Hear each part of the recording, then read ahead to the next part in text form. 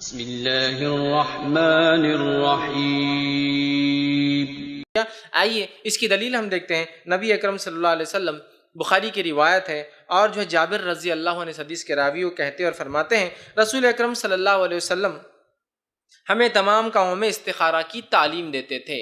نبی اکرم صلی اللہ علیہ وسلم صحابہ کو تمام کاموں میں استخارہ کی تعلیم دیتے تھے، جس طرح ہمیں قرآن کی سورت کی تعلیم دیتے تھے۔ استخارہ کے تعلق سے فرماتے تمام کاموں میں استخارہ کی تعلیم دیتے تھے جس طرح سے قرآن کی سورت کی تعلیم دیتے تھے، مطلب جیسے قرآن کی صورتیں ہمیں سکھایا کرتے تھے ویسے استخارہ بھی ہم کو اللہ کے رسول صلی اللہ علیہ وسلم نے سکھایا۔ آپ فرماتے ہیں کہ تم میں سے کوئی شخص، مطلب آپ نے فرما کہا تم میں سے کوئی شخص جب کسی کام کا ارادہ کرے تو فرض کے علاوہ جو ہے وہ 2 رکعتیں پڑھے، پھر دعا استخارہ پڑھے۔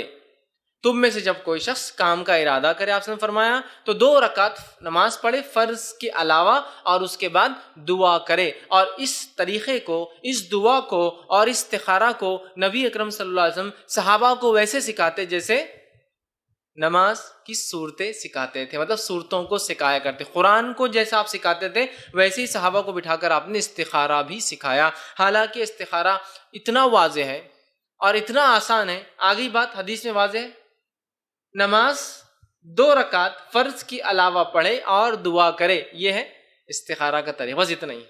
2 رکعت فرض کے علاوہ مطلب نفل نماز ہے، یہ صلاۃ الاستخارہ جس کو عام زبان میں کہیں گے، استخارہ کی نماز، اور اس کے بعد دعائے استخارہ کرے، بس یہی ہے استخارہ کا طریقہ۔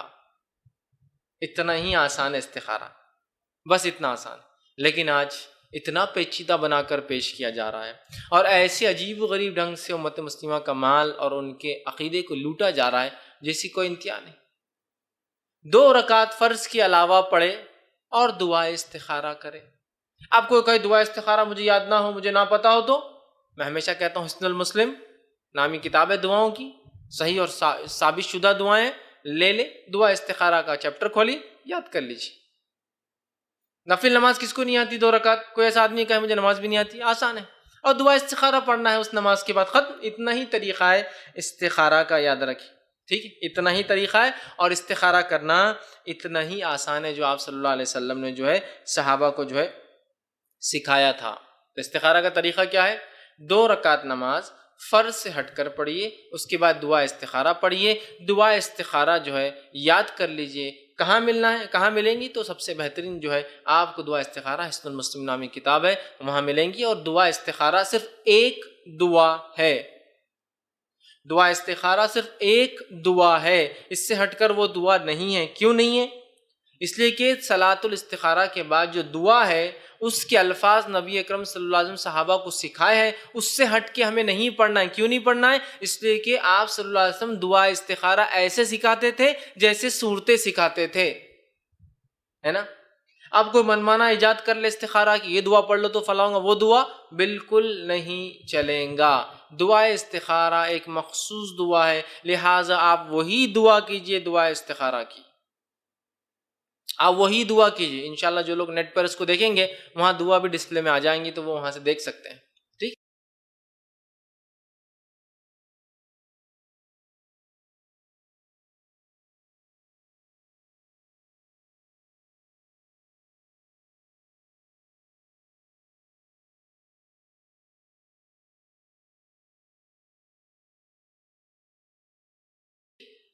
تو دعا استخارہ ایک مخصوص دعا ہے، اس دعا کو آپ کو اور مجھے پڑھنا ہے۔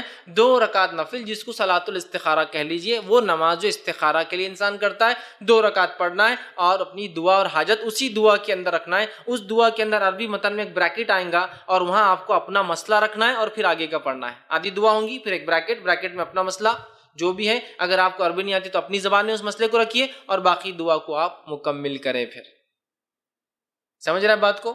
وہ بریکٹ آئیں گا، آپ کو عربی ملیں گا، اس بریکٹ میں آپ کا مسئلہ رکھیے، بول کے اردو میں ہوں گا، ٹھیک ہے؟ جو ایشو پہ آپ وہ کر رہے ہیں استخارہ ہمارا کہ اللہ میرے نکاح کے تعلق سے میں سوچ رہا ہوں اس لڑکی سے کروں یا نہ کروں، پھر باقی کی دعا آگے کرنی۔ اے اللہ تجارت کے بارے میں سوچ رہا ہوں، تجارت میں اس کو پارٹنر بناؤں نہ بناؤں، آگے آپ کی دعا ہے۔ سمجھے آپ عربی میں؟ تو عربی میں ہے، اس کو پڑھنا ہے، بیچ میں ایک بریکٹ آئیں گا، اپنا مسئلہ رکھیے اور آگے اس دعا کو کنٹینیو کریں آپ اور ختم کریں، ٹھیک ہے؟ تو ہمیں چاہیے کہ اس دعا کو یاد رکھ لیں اور وہ مخصوص دعا ہے، انہی الفاظ سے اس دعا کو پڑھنا ہے، دوسری دعائیں ہم کو اس تعلق سے ایجاد نہیں کرنا ہے۔ اب اگر دعا استخارہ یاد نہ ہو تو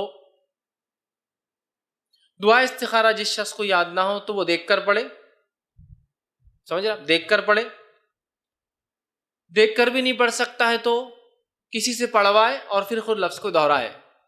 ایک آدمی ہے اس کو پڑھنا بالکل نہیں آتا عربی، وہ کسی سے پڑھوائے کہ کوئی اسے پڑھ کر سنا اور اس کو ریپیٹ کرے۔ کبھی ہوتا ہے لوگوں کو بہت مشکل سے صورتیں یاد ہوتی ہے، حالات، زمین، زمانہ، زبان، بہت سارے مشکلیں ہوتی ہیں، اللہ رحم کرے۔ تو بہرحال خود نہیں پڑھ سکتا ہے دیکھ کر پڑھے، دیکھ کر نہیں پڑھ سکتا کسی سے پڑھوائے، لیکن کوشش کرے کہ عربی کو انسان ضرور سیکھے۔ لیکن کبھی ہوتا ہے قرآن تو عربی میں آ جاتا ہے پڑھنا، لیکن دعائیں مشکل ہوتی ہے اس لیے کہ وہ ویسی عربی نہیں لکھی ہوتی جیسا کہ قرآنی آیتیں ہوتی، زیر زبر ہر چیز ہوتی ہے اس میں مختلف، بہت سی بار خالی دعا لکھی مشکل ہوتا ہے، تو کسی سے پڑھوا لے، ٹھیک ہے۔ اگر یاد نہ ہو تو یہ طریقہ اس کا ہے، دیکھ کر پڑھ لے، دیکھ کر بھی نہیں پڑھ سکتا تو کسی سے یاد مطلب پڑھے وہ آدمی اور آپ اس کے پیچھے دوہرا لے۔ استخارہ یاد رکھیے یہ صرف مباح عمل کے لیے ہوگا،